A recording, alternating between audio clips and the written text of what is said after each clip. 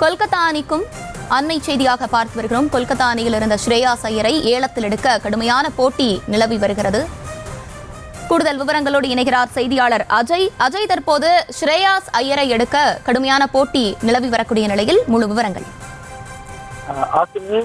IPL ஏலத்தை பொறுத்தவரையில முதல் பட்டியலில் இருக்கக்கூடிய ஸ்ரேயாஸ் ஐயர், அர்ஷ்தீப் சிங், காஷ்தூர் ரபாடா ஆகியோருக்கு கடுமையான போட்டி தொடர்ந்து நிலவி வந்திருக்கூடிய சூழ்நிலையில 18 கோடிக்கு ஆர்டிஎம் முறையில் அர்ஷ்தீப் சிங்கையும் 10.75 கோடிக்கு குஜராத் அணி காஷ்தூர் ரபாடாவையும் எடுத்துள்ள நிலையில் அடுத்ததாக இந்த வரிசையில் கடந்த முறை கொல்கத்தா அணிக்காக தன்னுடைய கோப்பையை வாங்கி தந்த ஸ்ரேயாஸ் ஐயருக்கு இந்த மெகா ஏலத்தில் கடுமையான போட்டி இருக்கும் என எதிர்பார்க்கப்பட்டிருந்த நிலையில்தான் பல்வேறு அணி உரிமையாளர்கள் ஸ்ரேயாஸ் ஐயரை வாங்க முன் வந்திருக்கிறார்கள்.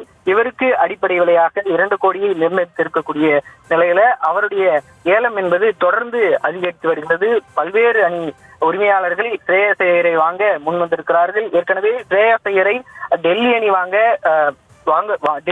வாங்க முன்வரும் என எதிர்பார்க்கப்பட்ட நிலையில் தான் டெல்லி அணியும் தொடர்ந்து அவரை வாங்க ஏலத்தில் முன் வந்திருக்கிறது. கடுமையான போட்டி என்பது நிலவி வருகிறது. பஞ்சாப் அணியும் இந்த ஏலத்தில் வந்து அவருக்கான ஸ்ரேயாஸ் ஐயரை வாங்க முன் வந்திருக்கிறது. தொடர்ந்து இந்த ஆர்டிஎம் முறையில் ஸ்ரேயாஸ் ஐயரை வாங்குவார்களா இல்லையா என்பது இந்த ஏலத்தின் முடிவில் தான் தெரிய வரும். அப்படி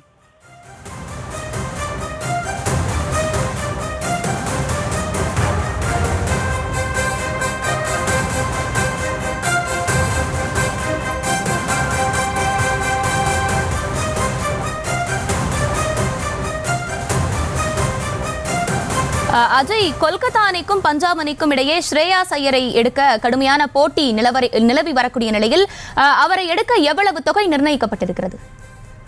குறிப்பாக ஸ்ரேயாஸ் ஐயரை பொறுத்தவரையில கடந்த முறை கொல்கத்தா அணி தலைமையேற்று கேப்டனாக வழிநடத்தி கோப்பை வெல்லக்கூடிய வாய்ப்பையும் ஸ்ரேயாஸ் ஐயர் ஏற்படுத்தியிருந்தார். அவரை ஏன் அணியில் தக்க வைக்கவில்லை என்ற கேள்வி ரசிகர்களுக்கு மத்தியில் எழுந்த நிலையில் தான் அவரை ஆர்டிஎம் முறையில் எடுக்கலாம், கொல்கத்தா அணி அவரை ஆர்டிஎம் முறையில் எடுக்கலாம் என ரசிகர்கள், கிரிக்கெட் வட்டாரங்கள் என்பது தொடர்ந்து சொல்லப்பட்டு வரக்கூடிய ஒரு நிலையில தான் அவர் 2 கோடிக்கு அடிப்படை தொகையான 2 கோடிக்கு அவர் ஏலத்திலே பங்கேற்றார். அவருக்கு பஞ்சாப் அணியும் டெல்லி அணியும் கடுமையான போட்டி என்பது நிலவி வரக்கூடிய சூழ்நிலையில் தான் இந்த ஏலத்தில் அவர் 10 கோடிக்கு மேலாக தொடர்ந்து நீடித்து வருகிறார். இவரை பஞ்சாப் அணி ஏலத்தில் எடுக்க அதிக வாய்ப்பு இருப்பதாகவும் சொல்லப்பட்டு வந்த நிலையில் தான் ஒருவேளை ஏலத்தின் முடிவில் ஆர்டிஎம் முறை பயன்படுத்தி கொல்கத்தா அணியும் எடுக்க வாய்ப்பு என்பது அதிகமாக இருந்து வருகிறது. ஆசினி,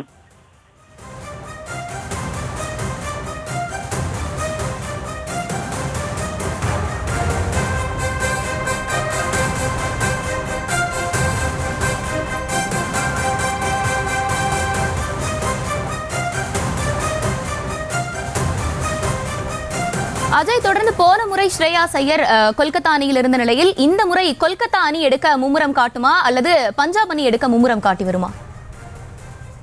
நிச்சயமாக கடந்த முறை இந்த கொல்கத்தா அணியை ஒரு வெற்றி பாதைக்கு அழைத்து சென்று கோப்பை வரையில் வாங்கி தந்தவர் தான் இந்திய நாட்டை சேர்ந்த ஸ்ரேயாஸ் ஐயர். இவருடைய ஆட்டத்தை பொறுத்தவரையில அந்த கடந்த சீசனில் பல ஆட்டங்களில் அவருடைய ஆட்டம் என்பது மிக அருமையாக இருந்தது என்றே சொல்லலாம். அந்த வகையில தான் ஏன் ஸ்ரேயாஸ் ஐயரை தக்க வைக்கவில்லை என்ற கேள்வி தொடர்ந்து கிரிக்கெட் வட்டாரங்கள் மத்தியிலும் ரசிகர்கள் மத்தியிலும் எழுந்து வந்திருக்கூடிய சூழ்நிலையில் தான் கொல்கத்தா அணி அவரை ஆர்டிஎம் முறையில் தக்க வைக்கலாம் என்ற தகவலும் அந்த கிரிக்கெட் வட்டாரங்கள் தரப்புல தகவல் என்பது தெரிவிக்கப்பட்டு வந்தது. ஆனால் இவரை தக்க வைக்காததற்கான காரணம் மற்ற வீரர்களுக்கு முக்கியத்துவம் கொடுக்க வேண்டும் என்ற ஒரு காரணத்திற்காக ஸ்ரேயாஸ் ஐயரை தக்க வைக்கவில்லை எனவும் ஏலத்தில் தன்னுடைய விலை என்ன என்பது தெரிந்து கொள்ளவும் ஸ்ரேயாஸ் ஐயர் விருப்பப்பட்டதாகவும் தகவல்கள் சொல்லப்பட்டு வந்தது. இந்த நிலையில் தான் அவரை மெகா ஏலத்தில் தற்போது விடப்பட்டிருக்கிறார். இவருக்கு பஞ்சாப் அணி கடுமையான போட்டியை கொடுத்து வருகிறது. இறுதியாக ஆர்டிஎம் முறையில் மீண்டும் கொல்கத்தா அணிக்கு திரும்புவாரா என்பதையெல்லாம் அந்த ஏலத்தின் முடிவில் தான் தொடர்ந்து பார்க்கப்படும். தற்பொழுது வரைக்கும் அவர் 10 கோடியை தாண்டி சென்று கொண்டிருக்கிறார்.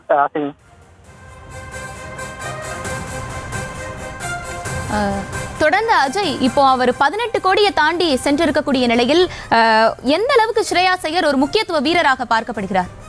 நிச்சயமாகவே இந்திய அணியில் ஒரு முக்கியத்துவம் வாய்ந்த ஒரு வீரராகவே பார்க்கப்படும் ஸ்ரேயாஸ் ஐயர் கடந்த முறை கொல்கத்தா அணிக்காக கோப்பையும் வென்றிருக்கக்கூடிய ஒரு பிளேயர். இவருக்கு IPL ஏலத்தில் நிச்சயமாக ஒரு கடுமையான போட்டி இருக்கும் என்றுதான் கிரிக்கெட் வட்டாரங்கள் தரப்பில் தெரிவிக்கப்பட்டிருந்தது. ஏற்கனவே ரிஷப் பண்ட்டுக்கும் இதே நிலையில் தான் ஒரு கடுமையான போட்டி இருக்கும் என எதிர்பார்க்கப்படுகிறது. அவருக்கும் கடுமையான போட்டி என்பது நிச்சயமாக இருக்கும். அந்த வரிசையில் தான் ஹர்ஷித் சிங்கும் சரி, இதற்கு முன்னதாக ஏலத்தில் எடுக்கப்பட்ட கால்ஸ்டோ ரபாங்காவும் சரி 10.75 கோடிக்கும் 18 கோடிக்கும் என ஏலத்தில் எடுக்கப்பட்டிருக்கிறார்கள். அந்த இதில் தான் ஸ்ரேயஸ் ஐயருக்கு 18 கோடியை தாண்டி தற்பொழுது சென்று கொண்டிருக்கிறது.